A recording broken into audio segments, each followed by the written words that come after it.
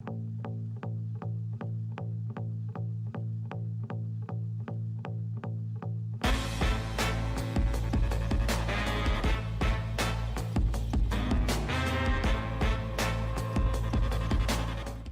National Coronavirus Command Council has decided to enforce a nationwide lockdown for 21 days with effect from midnight on Thursday, the 26th of March. March 2020 was a turning point for most South Africans. That's the month that the president announced the very first lockdown. 11 months later, we're still in lockdown. But how do we navigate through the new way of life? Lerato Rasoaisi, the clinical psychologist in Johannesburg North, is here today to help us navigate through that and maybe give us a few tips on how to deal with what we have lost. Lerato, welcome and thank you for inviting us to your home.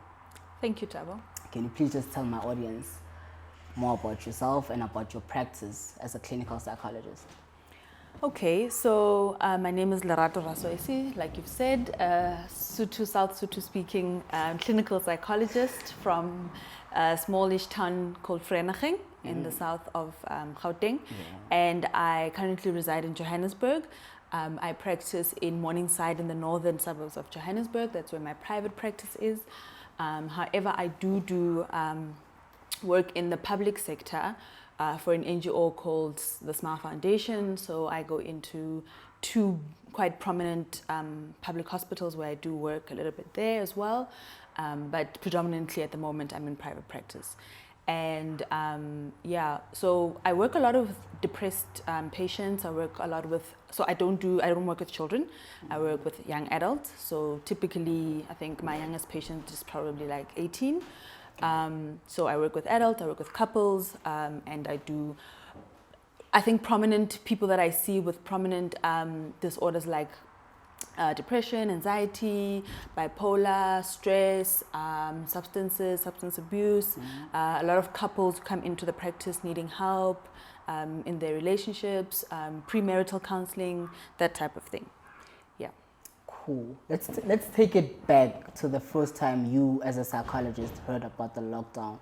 What went through your mind and how did that March, April level 5 lockdown where no one was moving, how did it impact, the mental stability of patients within the psychology sector? Okay. Well, I can say that as a human being and a citizen at first, it was really just like a hard thing to adjust to. Yeah. Right? I think you think of yourself and your family and just like your own lifestyle and the things that you are going to have to adjust to. So it was quite shocking, and it felt like it was going to be a huge adjustment. And then in terms of, well, at that point I was still actually full-time in the public sector. So I was going into the hospital full-time every day. It was a very stressful time because, that's where COVID was kind of rife. I could say, that's where we were taking in the first cases. Yes. At some point, our own ward was a COVID red, zone where everybody in the ward, well, not everybody, but a lot of patients were positive. In March? Around May. When it started? No, in the first wave. Wow. So maybe not in the beginning. But in the first wave, the very first wave, yes. It hit you guys hard. Yes, because we were taking in the first patients, in terms of in the public sector. Sure. So we really did kind of hit, we were head on with it, we were looking at the devil straight in the eye type of thing. So it was hectic. I think there was a lot of anxiety. I think everybody was really filled with a lot of panic and anxiety. And I think there were two types of reactions. I think a lot of the health professionals were in a very survival automatic mode where we did not really want to face our anxiety and our fear because we knew that we had to actually be taking care of the patients. And so we would talk amongst ourselves a little bit about, how we're feeling and the anxieties about family and, protecting ourselves. But we just tried to stick to the basics, wash the hands, sanitize, wear our PPE and just do what we need to do. But then I think a lot of other people, if I can say the public, were just really panicked. A lot of people were panicked. People went to the shops. They were buying toilet paper. We don't know why, but there was just a lot of like purchasing of food and everything. And I think essentially it was just about the anxiety that everybody was sitting with, not knowing. So when people are sitting with not knowing what's going to happen and being a bit like, actually not a bit, but scared for their lives a lot, then that creates a lot of panic. Yeah. So I think that's what we saw essentially in that first month or so. The biggest thing for me that I want to ask, as an individual, what does it mean to be mentally healthy? So mental health is a big picture, is a holistic picture. It includes being healthy socially. So it's not just about you. It's about you being healthy as a person emotionally, but also being healthy, being in a system that's healthy. So your relationships, how do you interact with other people, and also your community.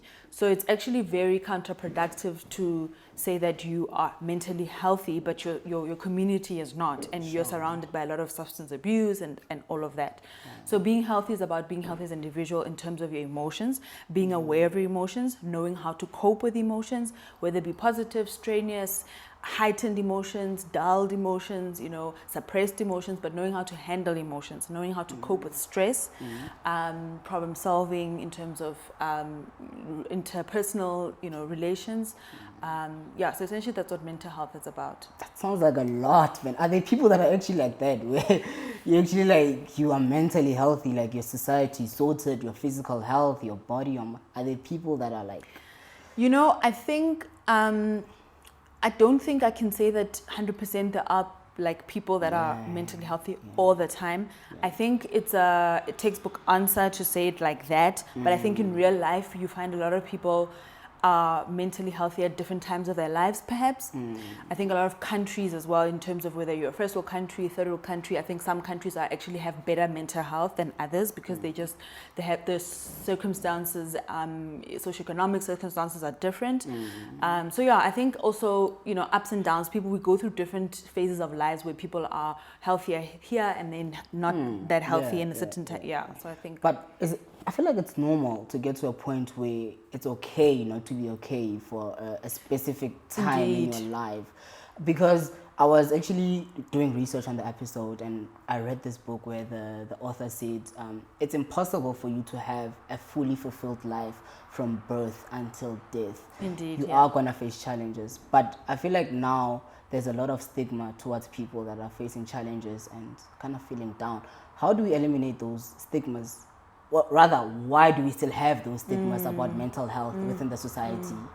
And so when you say right now, you're talking about during the lockdown and this pandemic that No, I'm talking about our generation, really, because I feel like when I was to say I have mental illness to my friends, it comes as a, dude, why? Or people don't understand in the current culture or the society that we live in what mental illness is. So why do those stigmas exist that... I feel like mental illness is just like having a toothache or your knees painful. Yeah. It's just an illness, right? Illness, and it just happens to be in your brain. Yeah. But why is there so much stigma regarding that specific illness in the society? Yeah.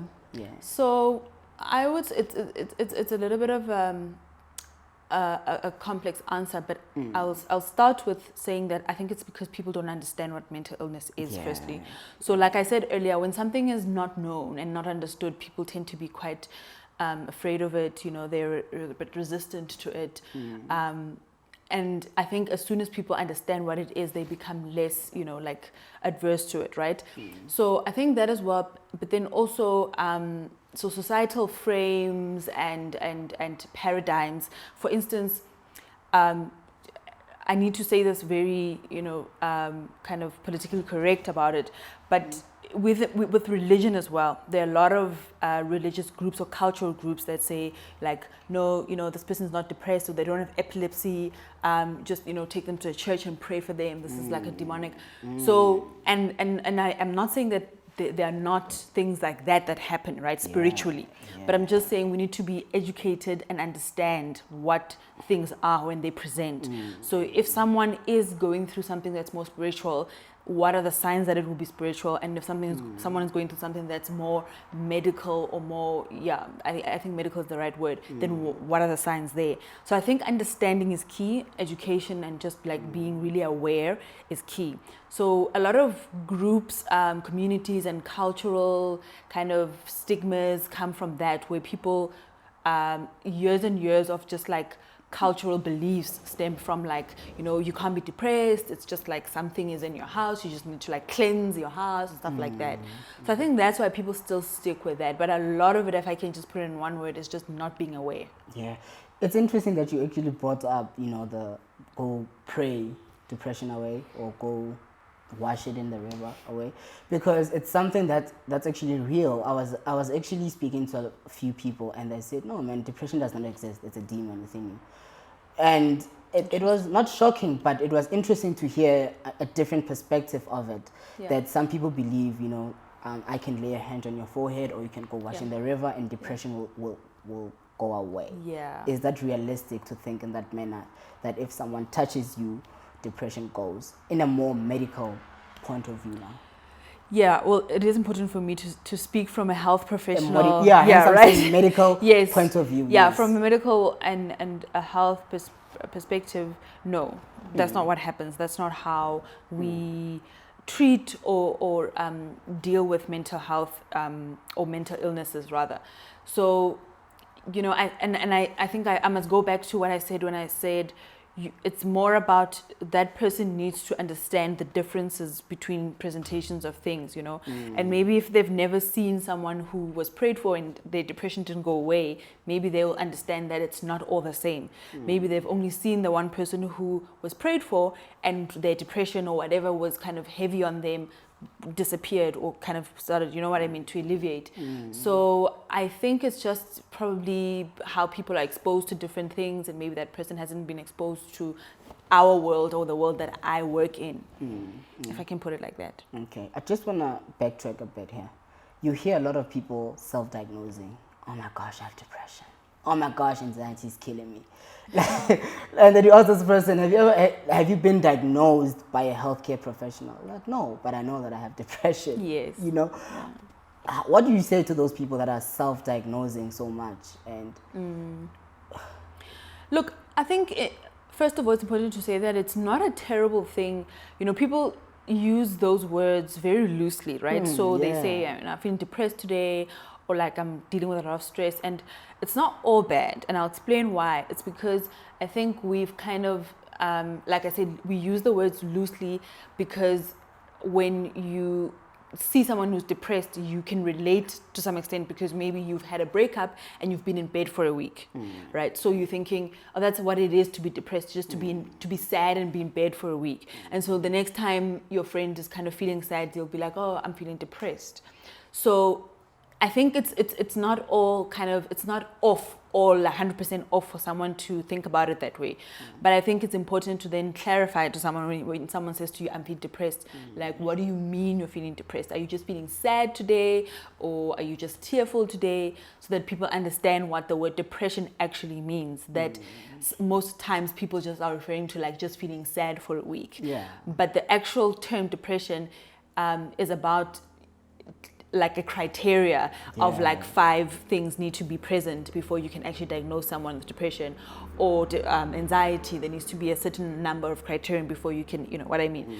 So yeah, I don't know if, you know, that kind of answers your question. I don't think it's all bad. I think it's just important when you're engaging with someone to say, what do you mean, you know, when you're saying that, do you understand what depression is, and what were you kind of saying when you said that? You did, because I think some people are just sad for that specific moment, maybe, as you said, a breakup, a week, I'm feeling sad, my boyfriend left me, now I'm depressed. But it's not really depression, like, you're okay, you're just sad, it's just the dating got to you. Yes, indeed.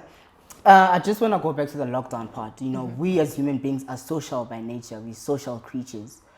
How do we navigate through this whole thing of not being, like, especially in the level 5, because now the regulations are more relaxed. But if we were to hit level 5 again, and the president was to say lockdown again, how do we navigate through that of not that period of not being able to be social with our friends, our families. Yeah, that was really quite a difficult time. Yeah. And I mean, I guess we are still kind of dealing with some parts of it that we still are required to kind of like isolate and keep some social distancing.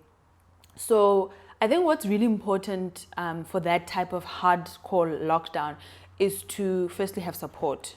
So, you know, for people who live in bigger families or who don't live alone, I think it's good to have support, to have one person or two people in the house, someone you can kind of go into the kitchen in the morning and have coffee with and just talk about, you know, this is crappy, you know, I really miss going to the mall, or I miss being out, and have, you know, and go for a walk outside, you know, together, just obviously in a safe space, or stand outside and by the garden and just talk. So support, even a telephone call, a Zoom call, a WhatsApp call, video call, any type of support, just not being alone is really important in that time. So for those people who have to be alone, whether you live alone or you had to send your parent to another place because maybe you're a health professional, you work in a hospital, so it's high risk. For those type of people, staying connected, you know, technology has made it quite easy for us at this time, actually, right? So we have your Zooms and WhatsApp. So stay connected, talk to your friends, you know, call your parent who you cannot be with physically, and stay connected. And then also, let's go back to the basics and do the things that we used to do without, you know, like technology as well, or when you were not able to just drive to your friend's place within 30 minutes. We used to read books, we used to play board games, you know, growing up, you know, learn how to do something, a new skill, draw, paint, learn how to sew, do something that's different that will take a lot of your time and that will engage you in something that's exciting and new, right? A new skill. Take time to connect with your partner, take time to connect with your child, you know, ask them how, you know, what's new in their life, who are their friends. So take time to connect with people around you that you live with, right? Because I think in this world, we are in, you know, we've gotten used to a lifestyle where we're so busy, and we don't really connect with one another on that level. So take a walk, sit outside, do the garden with your partner or with your sister, and just talk, like what's happening with your life, and reconnect.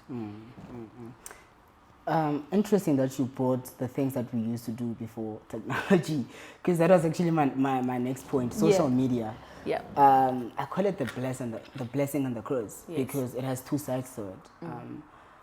Does social media play a role in the increase of mental illnesses amongst the youth today? Oh yes, indeed. Yeah. It's so difficult to not, you know, to say no to that question, because absolutely.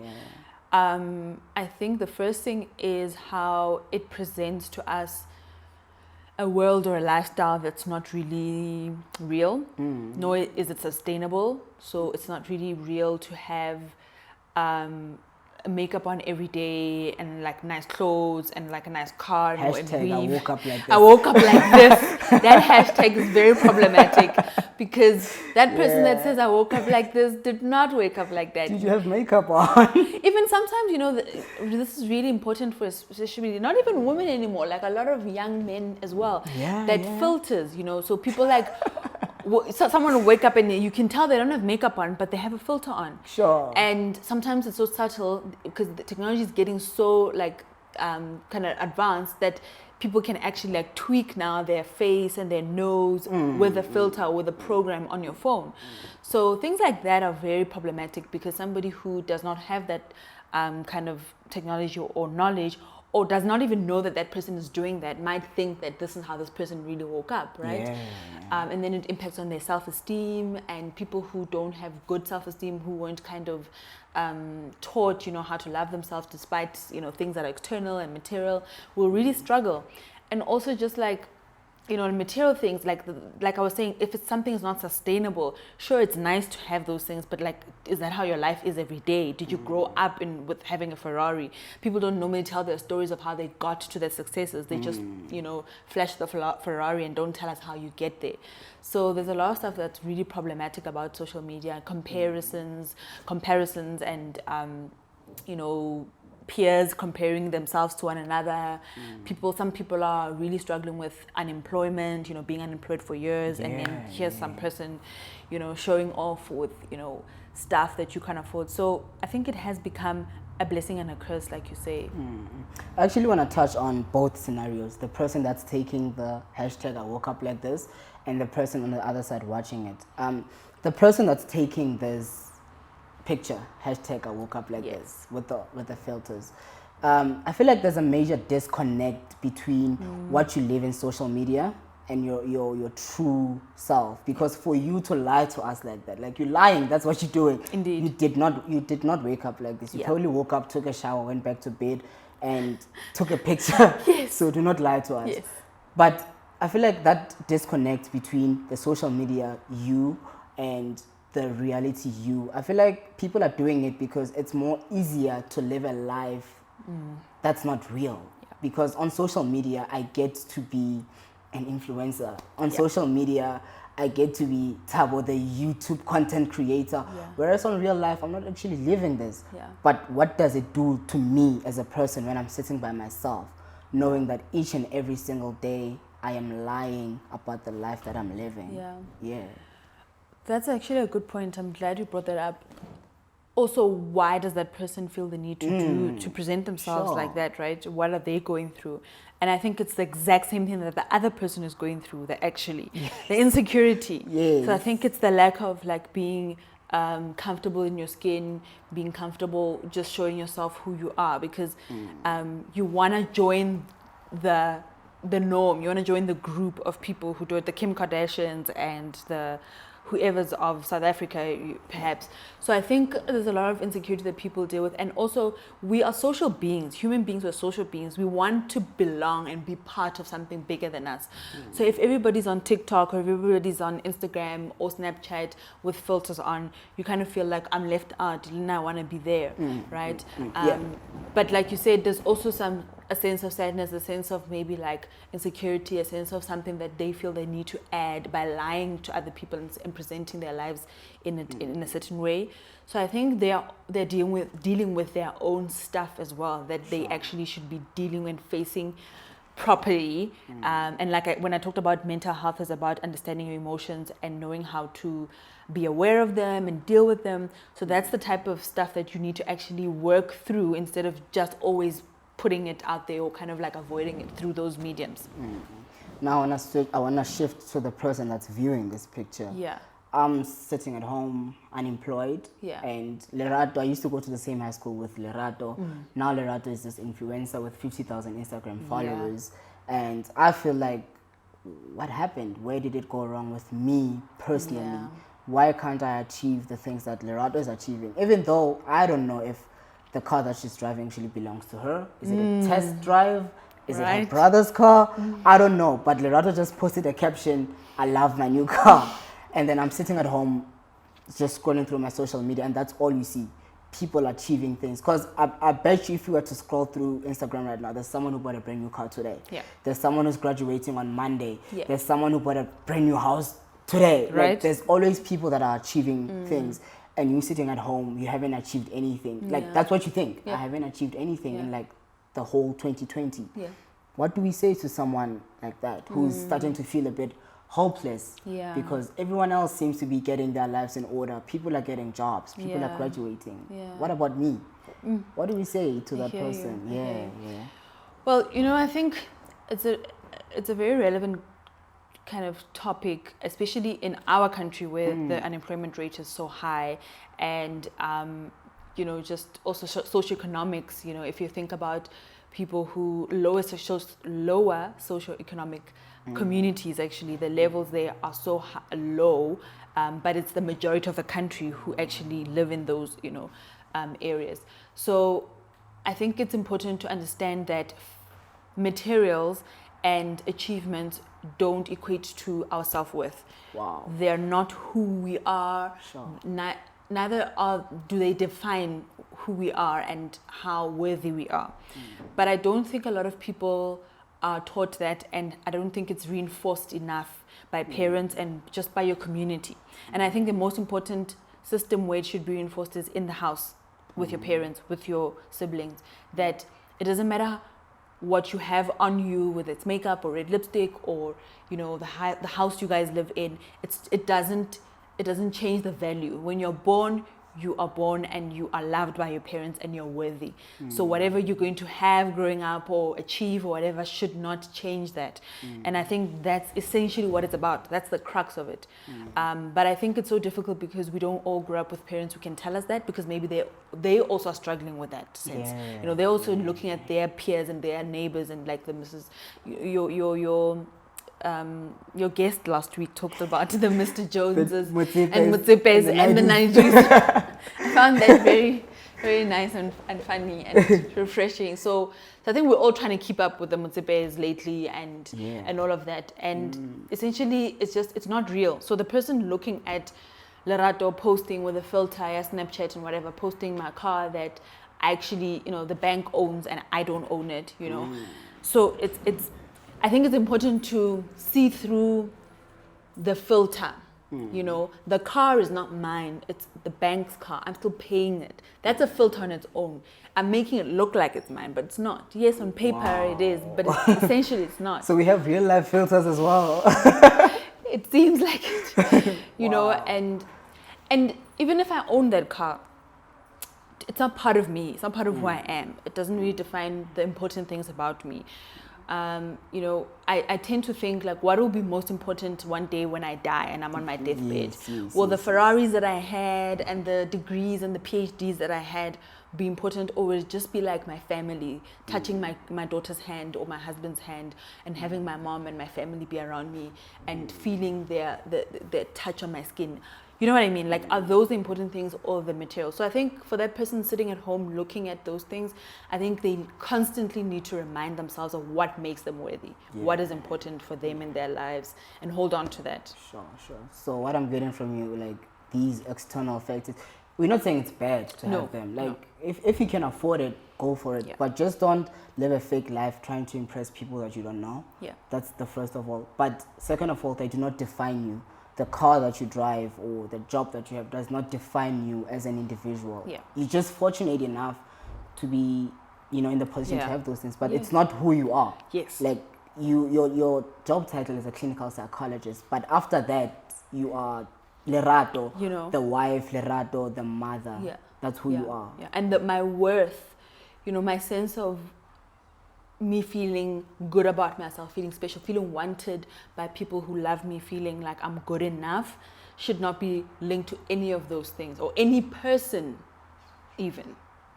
Not any individual even. It's just solely, you should understand that, you know, there's actually a good analogy that I present to people often enough, that a lot of speakers like using this analogy. They take a dollar bill. Usually you'll see it, you know, if you see it on YouTube, it'll be a dollar bill. Let's say for us it will be a 200 Rand note. And if you take this note and you roll it into a ball and you stamp on it and you take it to the highway, the N1, and cars just go over it, it will still be a 200 Rand note, right? And if I find it on the highway and I take it and I'm able to still go, and someone receives it and it's still tangible enough to, you know, be received, and I can still buy something that's worth 200 Rand. So whether that 200 note is safely, you know, tucked into my handbag, my Louis Vuitton handbag, or I found it on the street, or 2 years later I still find it under the bridge at Mandela Bridge, the thing is, this 200 note is still worthy of it. I can still buy whatever that 200 Rand buys at that point. So I usually use that analogy to explain what it is to be worthy, because people are like, what is self-love? What does it mean? It just feels so like in the clouds. Like when you're born, a child is worthy of love, is worthy. They are worthy. They are who they are. So just, it's like, it's a knowing that you need to just remind yourself of the 200 Rand note. It is what it is, whether it's gone through a lot or it's still looking, you know, crisp and whatever. So that's essentially something that kind of helps me to kind of, you know, think about it on a more realistic way. Wow. I want to go back to the COVID reality, the new way of life that we have so nicely be accustomed to. Look, the reality is, when COVID started, we used to see these numbers on Twitter, Facebook, on TV. But these numbers, later on, they became people's names. And people's names became people that we know. people that we know became our loved ones. Yeah. You know, I know so many people that lost loved ones. Not only loved ones, people lost jobs, people lost cars, people lost houses. How do you deal with that significant amount of loss in your life? Like, what do we say to those people? Yeah, sure. I mean, that is very important for us to talk about, because I think grieving and dealing with emotions that are not good to feel is something people shy away from, and it's not easy to do. So, and I think it is quite a difficult time that we're in, where people are losing a lot of loved ones. And I like the way you put it. It used to be numbers, but now it's like literally someone that you know very closely. So, like I said, we're social human beings. We really do need each other. And I think that's the first thing, to make sure that someone who's lost someone is not alone. Unless they want to kind of have space to deal with their grief, but let them not be alone. Let them not be alone. Be there. Take food to their place. You know, drop it by the door. Food package. Even, you know, a lot of people I know that had family members who have COVID positive as well were doing that. You know, like there's no time for cooking if you're taking care of someone who's positive. You know, just show them love by being there and being supportive, right? And if you really, because grief is something that people can work through. There's no manual. Different people will work through grief differently. But if you find that someone is struggling, and by struggling, I mean when we diagnose someone with a mental illness, or we say that their grief has become complex, meaning it's not just not a normal grieving process that is fine, that they're not coping, essentially, then we start to look at stuff like, if it's been 12 months and the person is just really still very depressed, you know, still talking about this person as if they died yesterday, and you know they're just not coping. So it's the year mark. Usually we give it like a year. It's also realizing that this person has 5 symptoms of depression. So you can just Google what the depressive symptoms are. You know, if they're sleeping all the time, they're feeling sad all the time, if they're not eating or eating too much, if they're not sleeping or sleeping too much, if they're suicidal, if they are hopeless and talking about you know losing their life. And mind you, all of that stuff is still relevant within the year or 6 months of someone losing someone. So someone feeling suicidal, feeling like they don't want to live anymore, feeling sad, it's still very normal. But if you find that it's getting a little bit too extreme, especially if 6 to 12 months have passed and this person is just, there's no shift. If you just find, you know this person and you're realizing there's no shift, then maybe it's time to take them to a clinic or to a hospital, or book them a session with a psychologist or a psychiatrist. So that's why I say support and being together is, because if this person is alone for weeks, how are you going to know that they're not okay? So you need to check on them, talk to them over the phone, give them their space, but in a way that you can always still touch base and see where they are. And if you're a bit worried, take them to the psychologist, ask them, can I book a session for you? Can I take you to the nearest clinic? And just talk to the nurse or talk to the doctor there, and just like even a GP, because they're trained, they know how to assess for mental illness. So, and then if I can just talk about grieving a little bit, I think grieving is, like I said, it doesn't have a remedy, but in terms of psychologically, we think about it, it has stages, and you know, one of the first stages is denial, and then people go into a very angry stage, and then people go into kind of like a negotiative stage or bargaining stage, and then they go to a depressive stage, and then they go into the acceptance stage, which is the 5 stages of grief or loss. So it's important to kind of maybe have a little bit of awareness about that, so you can allow the person to go through that. They'll be angry, you know, then they'll just want to isolate sometimes, and sometimes they shift from one back to the other and they vacillate. So it's important for you, if you're also watching this podcast or you're listening, if you're going through any of these phases that I'm talking about, understand them, that it's okay to be angry, to feel angry. It's okay to feel like you're on a bargain, like, you know, or maybe you're feeling guilt, like I brought the COVID into the house and now my parent is dead. So, you know, there's going to be this back and forth. I should have, I shouldn't have, I should have, I shouldn't have. Sure. And it might go on for a few weeks or a month or 2, but ultimately, like I said, these symptoms do settle after a few months. So if you're going through any of those, if you're going through the depressive space, if you just want to be alone, you just want to look at the person's picture, you want to cry, that's appropriate. And ultimately, the last stage is acceptance, when you know that I can't change the situation. it really sucks. It's sad, but I do have to move on. And that's the space you kind of want to see someone once they kind of are feeling like, they're better and they are moving on, essentially. So, yeah, grieving is not an easy one, but it's part of life. That's really interesting, Lerato. And I just want to, before we move on from the grief, I just want to talk about people that lost jobs and cars, businesses, Yeah. Do they model the same way of dealing with grief, or is there perhaps a different way for them to deal with losing material things as opposed to losing a loved one? Yeah, no, essentially it's the same, because you have lost something, so there's grief involved, right? So you are grieving the business, you're grieving the loss of the job, you're grieving the loss of being able to take care of your family, to be independent. So essentially you're working with loss. So I would work with a patient or a client who's dealing with losing a job, the same way I would essentially the same kind of principles as working with someone who's lost a family member. So, and something I think I really need to emphasize is that people who sometimes lose material things and think that it's not okay to grieve them or to feel any certain way about it because it's like material. Yeah, they like suppress. So suppressing it is not really, it's not dealing with it. So it's not mental health, it's actually avoidance. It's not being mentally or emotionally intelligent. So you need to actually accept it. And I think it's important for us to say to people, it's okay. It's okay to be sad that you lost your job, your business that you worked so hard for.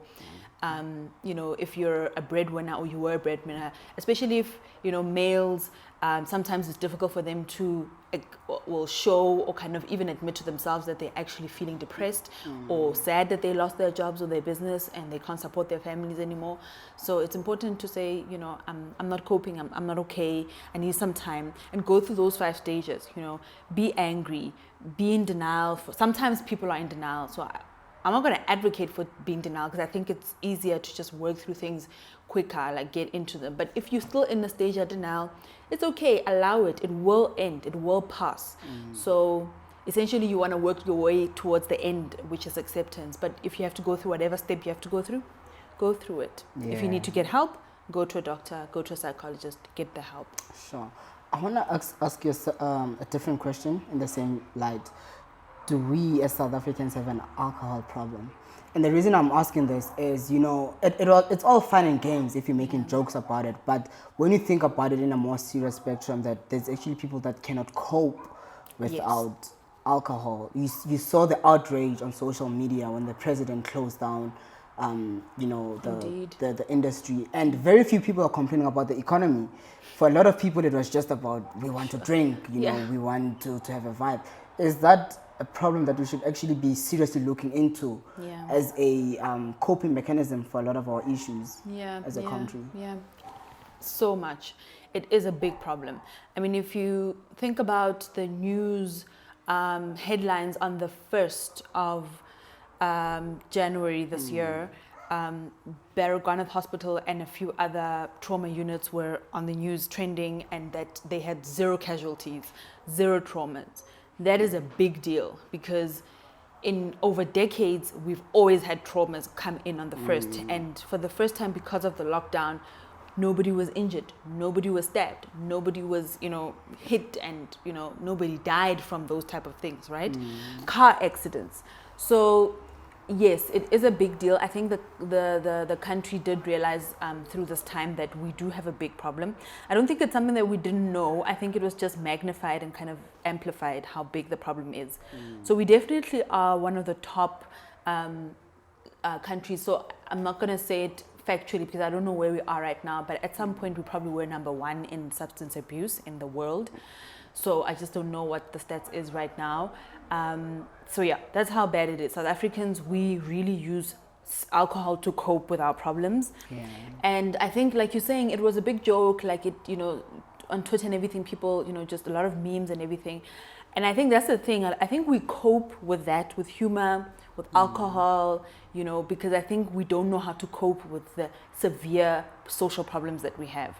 We have socioeconomic problems and we have a lot of social problems. There's rape, there is domestic violence, violence against women and children, very high numbers of rape and violence against vulnerable people. So it is a big problem. It's there. I don't know if we really know or are doing what we need to do to deal with it. I think after this lockdown and the COVID pandemic, we really need to take a look at, why we cope with alcohol and what we can do maybe to amend it. But not just look at taking away alcohol, we also need to look at why people drink the alcohol, what are we coping with? So to deal with those things as well. It's nice to say, let's just take away the alcohol, let's just limit the alcohol and whatever, but then we'll find something else. We'll find something else. It will probably be more detrimental than alcohol. Yeah. So it's important to actually deal with the problems. Look, I think I have a theory, and it's not factual. It could be wrong. It's just something that I was thinking about when I was sitting, as to where does this alcohol thing stem from? And then it took me back to way during apartheid days. I'm so glad you said that. Where a lot of our grandfathers, a lot of our great grandfathers were being abused at work. And they couldn't really, stand up for themselves at that point. Yes. So what do? They go home and they go to the local shebeens, they drink, they go home and they go beat up on their kids and their wives. Guess what? There's a child that's looking at that, and there's a boy child that's looking at that and say, oh, that's how a man behaves. Yes. That boy grows up to be a man, he mirrors the same thing. Yes. And not only on the black side of things, white people as well, where these people were so angry, and now there's a child that's looking at this and saying, oh, my dad comes home every day angry after beating on black people. Yeah. Maybe this is how I need to mirror my behavior. Because I think the media just focuses on apartheid was bad for black people, but I think it was bad for everyone in a sense, in a psychological sense. Yeah. It messed up everyone, and we are still feeling the repercussions of apartheid till today. Yeah. So I don't know if my theory is correct, but a lot of our alcohol and a lot of our substance problems comes from us trying to forget what we went through as a country. Wow, that's very profound. Firstly, I don't know if a lot of young people think about alcoholism like that and gender-based violence like that, because the root of it is primarily, or a large part of it is based on that. If you think about the history of shebeens and if you think about townships where most of the alcoholism is, I think, sure. I mean, I think people in suburbs drink a lot as well. But if you think about the structure of a township or squatter camps, right? There's not much recreational activities. There's not a lot of space, so it kind of forces people to sit together in groups and then drink. There's nothing else we can do, and drink cheap alcohol, beers, whatever. So essentially, if you think about it in that way, affordable, affordable alcohol that will affordable alcohol. And these are some of the things, I mean, we're laughing about them, but these are some of the actual things that we need to be very frank about, right? That is what it is about. It's accessible, it's cheap enough for someone who's unemployed to be addicted to it. How do they afford it? Sure. Right? Sure. What are they doing with the money that they're buying the alcohol? Are they actually supporting their family or buying alcohol and supporting their substance abuse, right? So these are actually things that we want to shy away from and not discuss. But it's the reality. Where did it come from? In the apartheid era, when men were in the mines working and women were staying at home with children, they would come back and they've been abused emotionally, physically, even sexually sometimes, and they come home and they take it out on their wives and their families, and then they go drink. That's just a way of coping. And essentially that's the pattern that's been going on, and it's just gotten bigger and bigger and amplified. And we've learned the behavior, like you're saying. A child, a 4-year-old, 7-year-old, 10-year-old will look at their dad and say, this is how we deal with things. We don't talk, we don't cry, we don't come home and say, my feelings are hurt, or sit in the room and cry alone. If you want to cry alone and as a man, but cry and say, I'm not okay, talk to your brother, talk to your father. Instead, you come and you become aggressive and you drink alcohol to suppress the hurt. So those are the things we need to be dealing with. Those are the conversations that men need to be having with one another. Go to therapy. If you feel like you're not coping at work, and you're using alcohol to cope, go to therapy, talk to your brother, talk to your friend, talk to your pastor. You know what I mean? Yeah. So I just want to ask, so you, I am right in thinking that a lot of macho men, these guys that are angry all the time, swearing all the time, it's just hurt, isn't it? Yeah. It's just anger, anger is always a mask for pain. Yeah. So essentially, when someone is angry, you need to know that they're actually hurt. Yeah. They're just not able to articulate the hurt yet. So it's easier to be angry because it feels less, it feels more empowering. Like you're not vulnerable if you're Yes. angry. Like Yes. you think you own the space or whatever. if you're Yeah. angry. Yeah. But in reality, in retrospect, you're just You're hurt. dealing with hurt. But I can imagine what it's doing. Imagine a boy that's growing up with that hurt until he's 50 years old, and all he's been doing is being angry his whole life. Yeah. What type of life is that person gonna have if they don't deal with whatever is hurting them? And especially in the male community, and this, it's not only in a specific race, but everywhere. The male community yes. do not like therapy. Yeah. If you mention the word therapy, they think it's only for white women. Or females, I mean, yeah. Females in general. Nowadays, yeah. Yeah, females in general. Yeah. You can, why would you want to go to therapy? You're a man. Let's go drink and. Yeah. But do we need to get to a point where men actually go to therapy, sit down, deal with whatever is hurting Yeah. you? I'll tell you one thing that's very, exciting for us therapists to see nowadays, that men book therapy sessions like way more now. Like men are very open, young men, from your mid-20s upwards. Like even 30, 40s, 50-year-olds, 50-year-olds are coming to therapy, 60-year-olds. How is it though? Like a 60-year-old sitting in therapy for a 60-year-old man sitting in therapy for the first time, are they open to the idea of a young person telling them, I Yeah. think this is what you need to look at? Are they open to the idea, or are they still closed up? Like, it's difficult. Well, in terms of the age range, I think the 60-year-olds are still, there's not a lot of them that come to therapy, but those who do come, I think they're more open-minded. So I think Is it? Yeah, I think they actually, come kind of understanding that they need this. Sure. So I'd say for that generation, they're still not very open to it, but the young generation are doing well. I think they really are coming forth. They really are more open-minded about coming to therapy. But people still do have the stigma that therapy is not for men, emotions are not for men. Men can only present their emotions by anger and violence. That it's actually okay for a man to beat a woman up, like that shows them that they love them or they care about them, instead of a man being vulnerable. And sometimes women actually perpetuate men not being open with their emotions, because when you see a man cry, it's like they're being like a sissy. I don't date all weak that. men. That's what you say, ladies. Don't date weak So men. sometimes we also need to take responsibility for the part that we play in allowing a man to be able to feel vulnerable, but still know that that doesn't take away his masculinity, right? Yeah. Look, I feel like the conversation is closed up on social media and in public spaces regarding this. I was not going to go in this direction, but you brought it up, where I feel like men are not allowed to voice up their opinion on gender-based violence. Like, as you said, if a woman is being raped or whatever, I can't as a man say, yeah, but maybe she played a role, because automatically, as soon as I say that, I'm a rape apologist. As soon as I use the word but, you are a rape apologist. I feel like people are not open enough to having a conversation of, do women play a part in not being raped? But I know a lot of women that feel like, if a man does not beat me, he's not man enough. Yeah, I hear you. He's a sissy.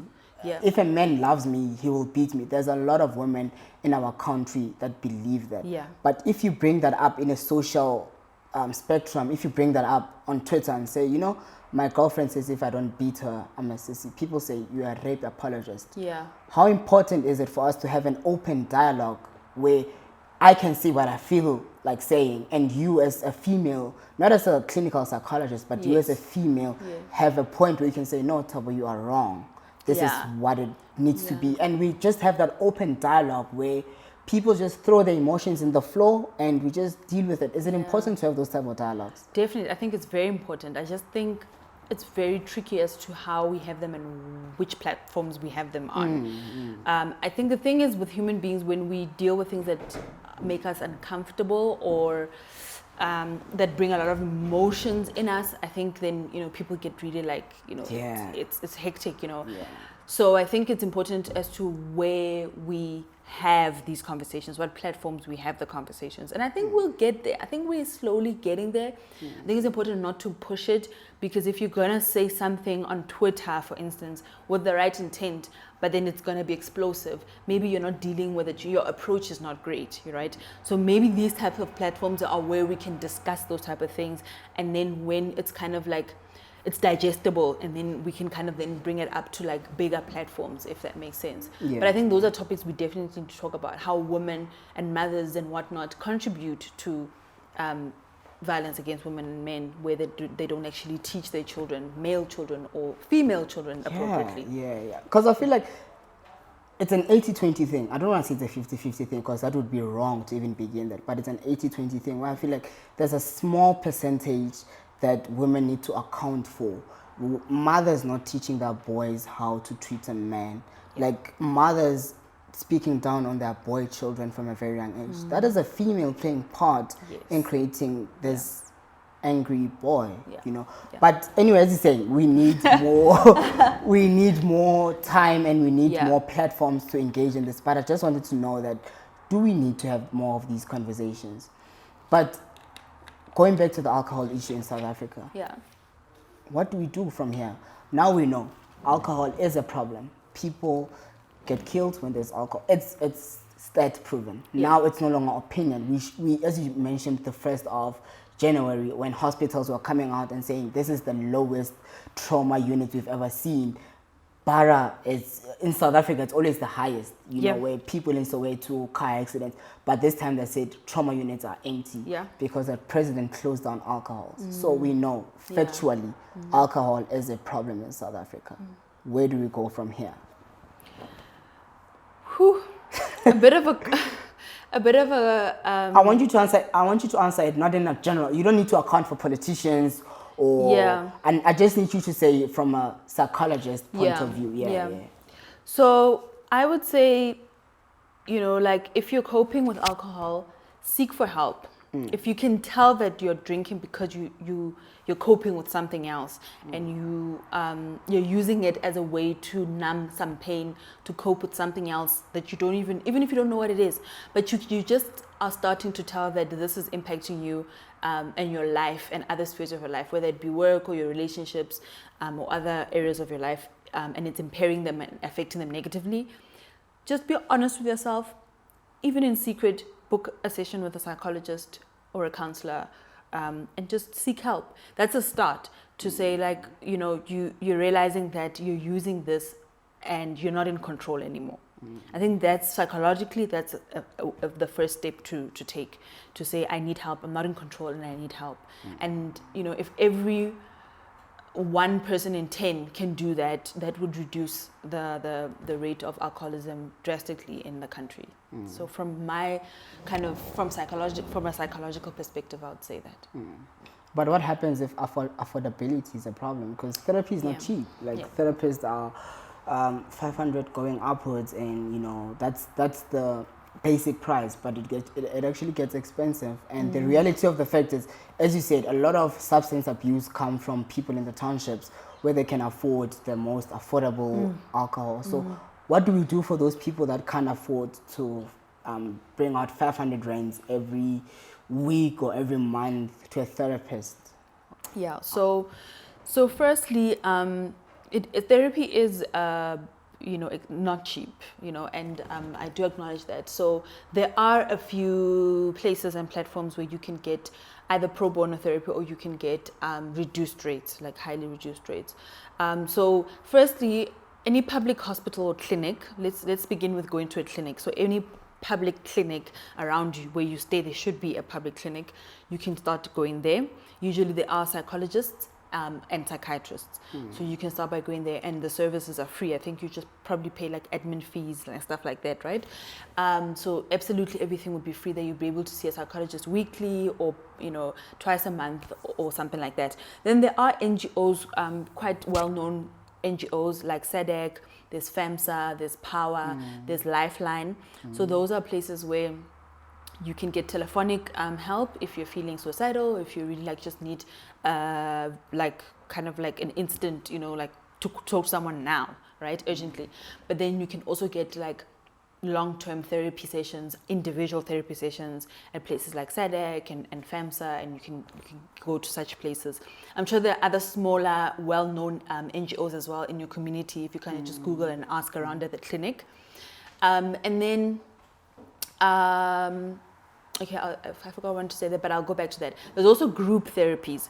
So places like SADC and places like FAMSA and even the hospitals, the public hospitals and clinics do groups. So you get group therapy as well, where we kind of like want to capitalize on the time we have if we don't have enough psychologists and stuff. So we'll have a group of people, you know, with substance abuse or just like a support group where we'll run such groups like twice or 3 times a week. So you can join those or find out if you, your nearest clinic has that. And nowadays there's online stuff as well, so search online if there's any opportunities. There are a lot of apps that have been developed lately where you find that therapists are being asked to come and offer their services for a very reduced rate, so for something like 250 or 300, where if you can afford that every month or every 2 weeks a month, then you can do that. Go to a church, go to a community center. Places like that usually have counselors or people who are equipped to offer such services. They might not be psychologists, but they are equipped to sit down with you and kind of support you, which sometimes is all you need. So no one actually has an excuse not to have help, because as you say, there is a church in every community. Yeah. And most churches I know have, you know, counselors, even though they're not registered with the Council of Psychologists, but these are people that are equipped, even though they can't help you with, you know, the mental side, but this is someone that can help you with, so like whatever you're struggling with socially. Indeed. So there is help available for each and every person. Yes. And it is accessible. Indeed. Cool. One thing, I feel like it's kind of criminal to talk mental illness and not touch on suicide. Yes. Oh, yes. Yes. Look, suicide for me spiked up, I think, 2 to 3 years ago in varsities, where we saw a huge number of students commit suicide. And, you know, I love engaging with people in these conversations, wherever I am, whether I'm in a whole train, whether I'm in an Uber, wherever I am. I just like to touch on these topics. And you hear the disconnect between young people and older people in relation to suicide, where older people will always say, yeah, but no, man, that person should have just said he's struggling with 1, 2, 3. He would have helped. Every time I try to talk, they tell me, how can you be depressed when there's food in the house? Like, there's just that big gap between what the parents think they know and what the kids want their parents to know. Hence, I feel like that big gap is where suicide is, where these people, two people are not understanding each other. And a lot of people say suicide is selfish, right? This person was selfish to commit suicide. But personally, I feel like you're only looking at it from a single point of view, where this person was actually, it's not about you at that point of time. This person was so tired with living with the pain and waking up with anxiety every day, waking up with depression every day, that they decided the only way out of it is suicide. But I don't think this person thought about anyone else before suicide. It was just about escaping the pain, you know. But I just want us to touch on suicide, especially amongst us young people, and the advice that you can give to the older generation that maybe don't understand suicide as we do. Yeah. So suicide is quite a I forget the word, controversial topic, especially in different contexts and religious groups and cultural groups and age groups. So I think it's important to firstly clarify that when someone is suicidal or ends up killing themselves or tries, typically that person, not 100% always, but typically that person is very ill. Sometimes it's a cry for help, but you know, that doesn't mean that the person is still not mentally ill, right? So a lot of parents tend to say, no, this person was just attention seeking. Even if the person or the child or the teenager is seeking attention, that should be important enough for you to say, I hear you are saying something to me, because that is communication. If someone is going to try and take their life or try and cut themselves and have them bleed or take Ratex or whatever, that is a loud cry for help, and it warrants us looking at it first of all. So it's not something that it tends to evoke irritation out of people. And I think adults and parents, and because they think, like you're saying, you have everything you need. But maybe it's because they're not understanding what the person's going through, like you're saying. That the person is depressed, that the person is dealing with a whole lot of shame about what they're feeling. That there's a stigma. So if they go out to people and tell them that they're depressed or going through something, that is going to be, that brings them a lot of shame. So the whole thing about depression and mental illness actually being wrapped around with a lot of shame is quite, it's kind of like at the center of what ends up making someone kill themselves instead of asking for help, because they're like kind of just soaked in so much shame about what they're going through. And what they're going through is that they don't feel like they can cope with the amount of pain that they're going through emotionally, because it is an illness. Depression and all these other mental illnesses are really illnesses. They're really heavy to live with. So firstly, I would say that if you're feeling like that, seek for help, please. Even if it's somebody who doesn't know you, write to someone, do something, and just ask for help, right? But if I'm speaking to elders, I would say try and maybe read up a little bit and learn more about what depression is about, what mental illness is about, and what suicidality is about. Yes, you're right. The person is not thinking about other people because their space, like their mental space, is too it's colored by the depression. It's like clouded. It's very clouded by the depression. So they can't see further than what they're feeling. And just think about it as someone who has been stabbed 15 times or whatever and is in a lot of physical pain, right? They are not able to kind of be considerate of the next person's feelings, or like, picking up your tissue for you. They can't do that because they're in so much pain. Same way someone who's in emotional pain, they can't really think about anybody else's needs at that moment, right? So I think a little bit about learning and talking to a psychologist, or calling, Lifeline or anything. If you've got a child that you think is suicidal, who has tried, and then you're a parent, try to find out more about what they're going through. And I think as parents, talking to your child, talking to whether it be a 10-year-old or a 16-year-old, talk to them and try to understand what they're going through.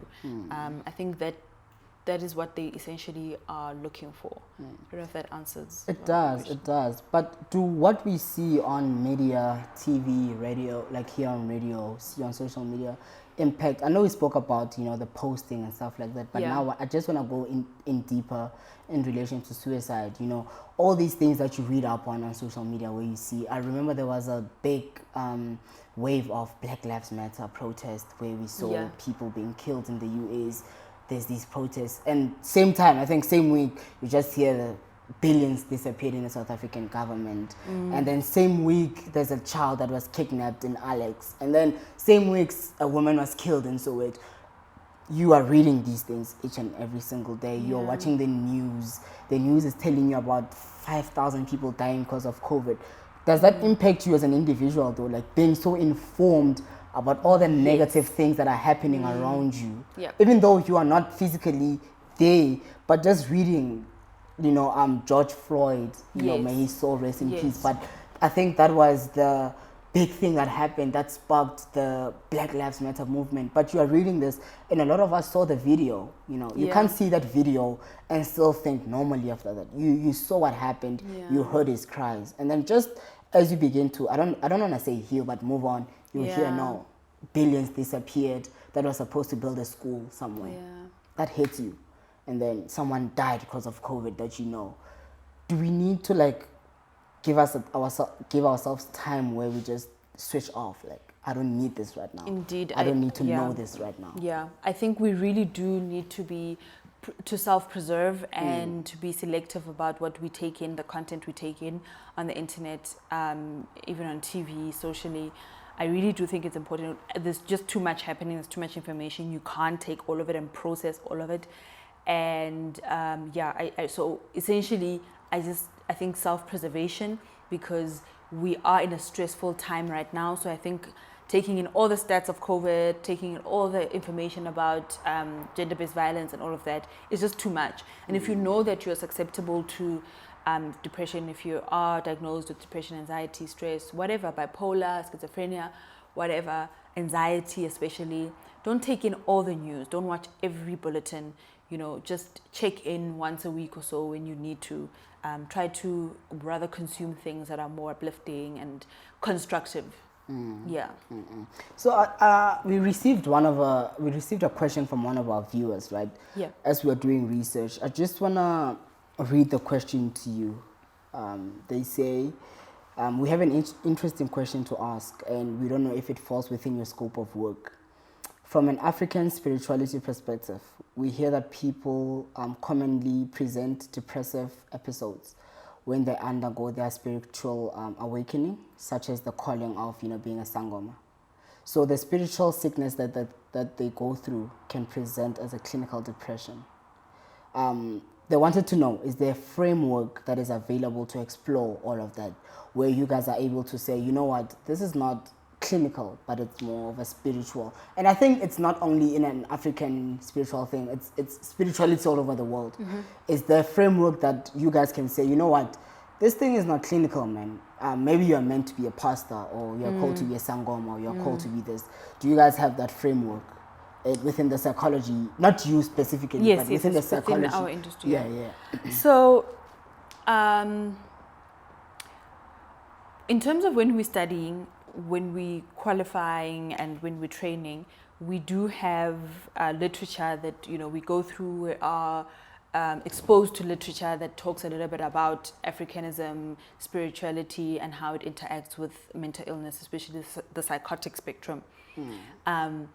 I wouldn't say it's a field we go into depth with, but we do touch on it so that every qualified health professional would understand that not everybody that presents with hallucinations or psychotic features, or a depressive episode or schizophrenia in inverted commas is mentally ill. That sometimes it is because they have a calling to go and become a sangoma, or in traditional healer, or spiritual healer.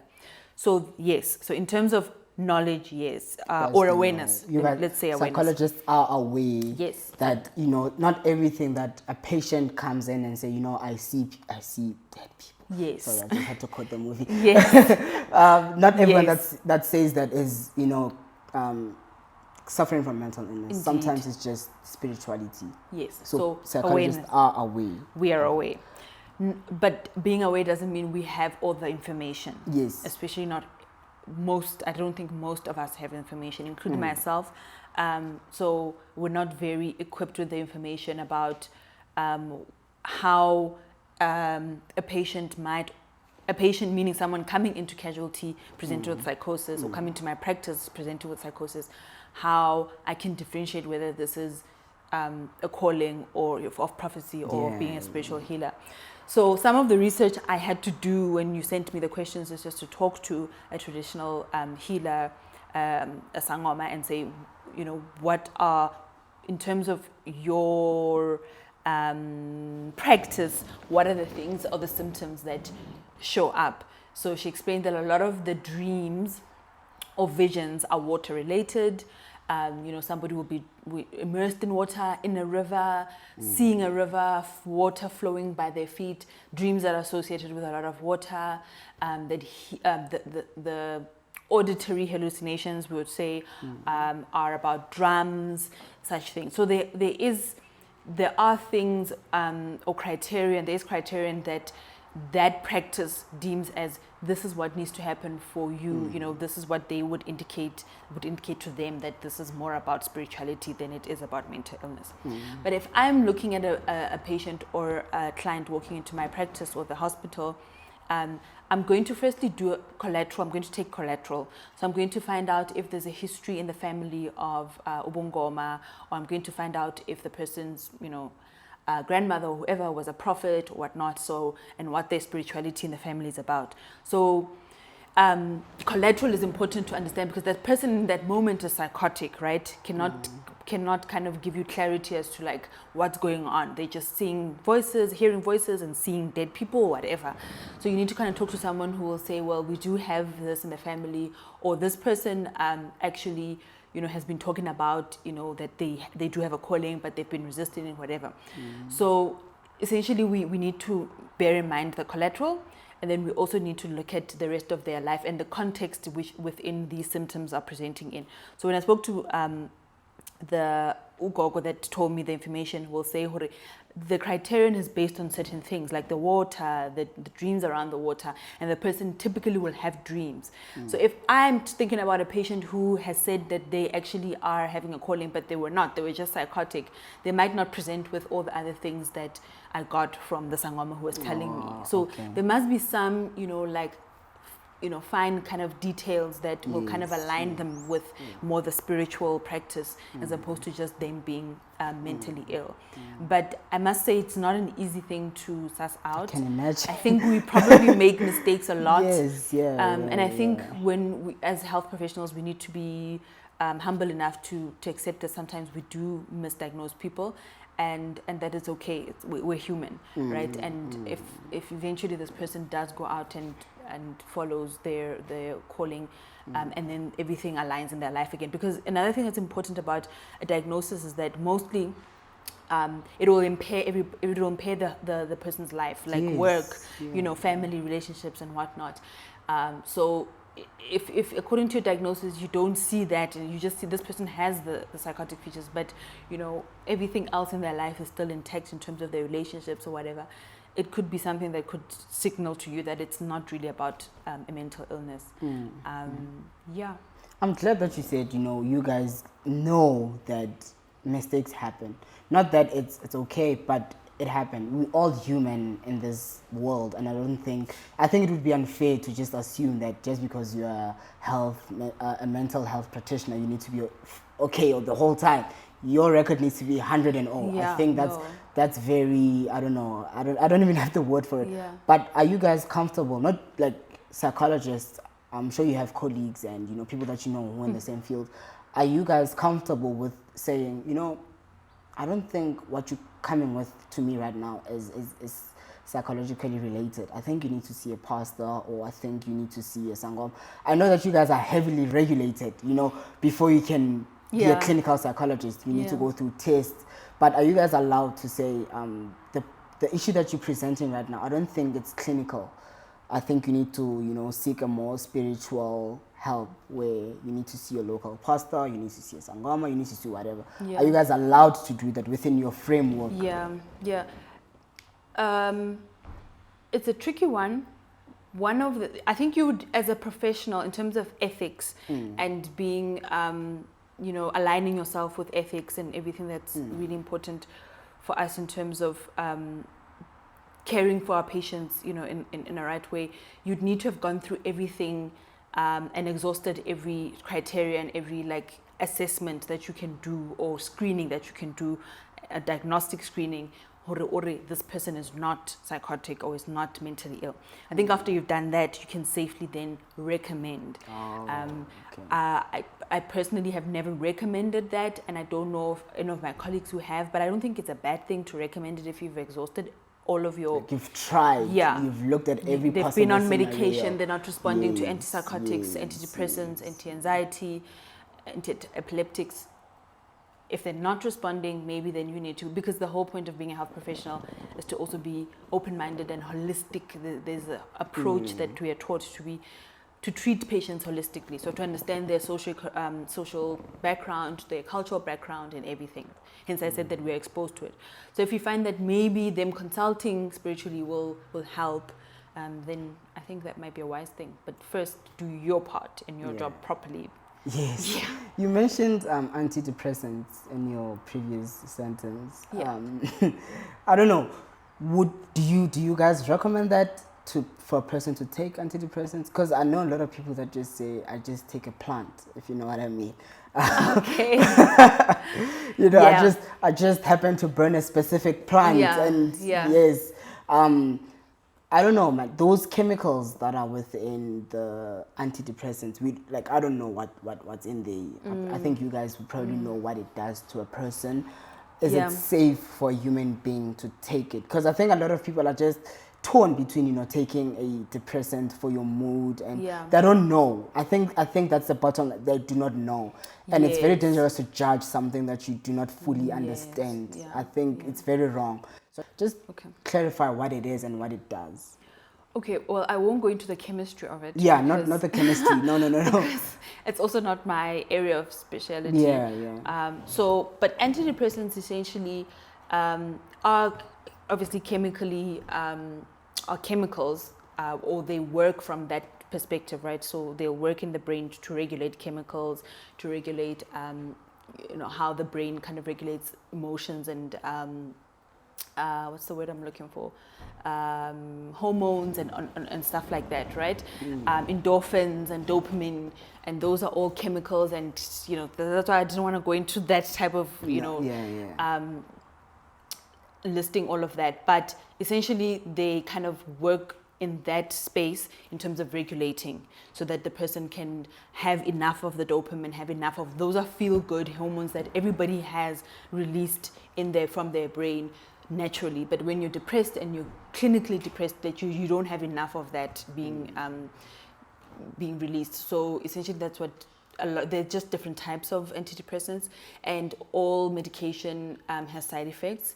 And yes, it's safe because it's been tested and it's been approved by the necessary regulatories, but they always have side effects, right? And they will be clearly, they will be presented on the package. You read the package, and your doctor will say what the side effects are going to be, whether there could be headaches or fatigue or stuff like that. But they've been through long trials, so by the point where they are administered, we kind of know what the pros and cons are and why we're giving them to you, and that you probably need them more than you can live without them. Most times, people don't always go on to antidepressants, or especially for depression, anxiety, and stress. For other illnesses such as bipolar and schizophrenia, you do definitely have to be on medication. But depression, anxiety, and stress, and other mental illnesses, you kind of can get by on other types of forms of therapy, whether it be physical therapy or other stuff. Yeah. I'm glad that you mentioned all those hormones and chemicals, because when you Google depression, what is depression? I think one of the first few things that pop up is depression is your brain is chemically imbalanced. And how much of that is true? Because I can imagine, how much of depression is chemically imbalanced, and some of it is external and internal factors that he's battling with. Because someone's brain might be perfectly fine, but he hates his job, he hates his wife, he hates his kids, and he hates his cat. Does that constitute to being depression? Does that lead to depression? Or as long as your brain is chemically fine, you can never be depressed? So it's an interplay of all the things you've talked about: the physiological and your emotional space and your thoughts, and then the social, the outside. So it's an interplay of those three factors. And essentially, when we classify it as clinical depression, it's because now chemically you've been affected. So sometimes people are affected because of their thought patterns, or because of their external, like if your partner beats you up daily, day in and day out, you probably weren't depressed, but at the end of that, because of thought patterns, they have led to this, that, and then now you become clinical depressed, meaning now your chemical structures have changed. So the body does respond to external and emotions in a physiological way. So that's essentially why at that point where it's clinical depression, it now is a chemical imbalance. Yeah. So all these things are intertwined. It all, your internal and external issues, they all go to the brain, which causes the chemical imbalance. Yes. So the chemical imbalance is not the cause of the depression. Sometimes it is. Sometimes it is. Yes. Yes. Sometimes But it's not always like that. Yes. Sometimes it's like it's passed down. It's passed down, and then it's genetic. But sometimes your external and your internal factors can influence you into having a depression, anxiety, or things like that. Even if you don't have any history of depression in your family. Yes, definitely. Is there a risk of you passing it down to your kids though? Yes, there's always a risk of it. That's a broader topic on its own. I just want a yes or no. Is there a risk? Yes, there is. Is there a risk of you, if I'm the first person in my family, let's say I'm being abused by my person and whatever, and now my brain is chemically imbalanced. From there on, is there a risk of my offspring now developing my chemical my brain chemicals and Yes. things like that. Yeah. From like someone who, like your children. Going down Genetically, yes. Genetically, yeah. Yes. So it is possible for me, for my Very kids much. to. It's not a fact, but there is There's a a possibility. small possibility of Yes. them inheriting. Okay, because it brings me to my closing question now. Mm-hmm. Women that just gave birth, I know women that just give birth and hate their kids. It's called postpartum depression. Yeah. A lot of females are actually vulnerable and susceptible to it. So it doesn't mean you're a bad mother, doesn't mean you're a weak person. Giving birth to, being pregnant is difficult. Giving birth to a whole human being is difficult. It's actually a trauma to your body physiologically and your emotions. And then actually taking care of an infant can be quite difficult in itself. Some women don't cope with that, and then they develop postpartum for a number of reasons. It could be genetically predisposed, that they were vulnerable genetically. It could be that they don't have enough support in their system, single mom. It could be that they already are someone who has trauma, and so the trauma of having the baby kind of triggered, them not coping, and it triggered a lot of other stuff emotionally. So it is quite actually something normal that happens to a lot of healthy, mentally healthy people go through it for a number of reasons, like I said. A lot of women carry shame, a huge amount of shame around it. Women don't talk about it a lot, so you'll find a lot of women who have children and feel this way about their children or themselves don't want to talk to other people about it and don't even admit it to themselves. So I also want to say, if you're out there listening to the podcast or watching, and if you're feeling this way, or know your partner is feeling this way, or know of someone in your life who's feeling this way, please get them help. Please get help. Please talk to someone, preferably a mom, another mom, or a professional, and know that you're not alone, and know that you're not crazy, or you're not a bad person. It is definitely a real thing. Yeah. Okay. Thank you for the interesting conversation, man. It was nice. I really hope that our audience learned a lot from the conversation that I had with Lerato. And if you guys have any questions, you can just drop them below in the comment section, and we will sure respond to the questions. Lerato, thank you very much for accepting our invitation and sitting down with us. It was a really informative hour or so. Or more. But thank you. I personally took a lot from this episode, and I know that there's a lot of people that are grieving at the moment, people that lost jobs, people that are new mothers and fathers that are going to learn a lot from this. So thank you very much, man. I really appreciate it. It was a pleasure. Thank you for the invite. Yes. Thanks, Thabo. Thank you. So my name is Lerato Rasoaisi. I'm a clinical psychologist. I'm based in Morningside at Summit Square. And if you want to get a hold of me, you can type Lerato Rasoaisi, clinical psychologist, and all my social media will pop up. My website will pop up. My Facebook, Instagram, Twitter, and LinkedIn will pop up. So if you've just watched this episode, please make sure that you like, subscribe, and share the video so that other people can enjoy this podcast by the come up.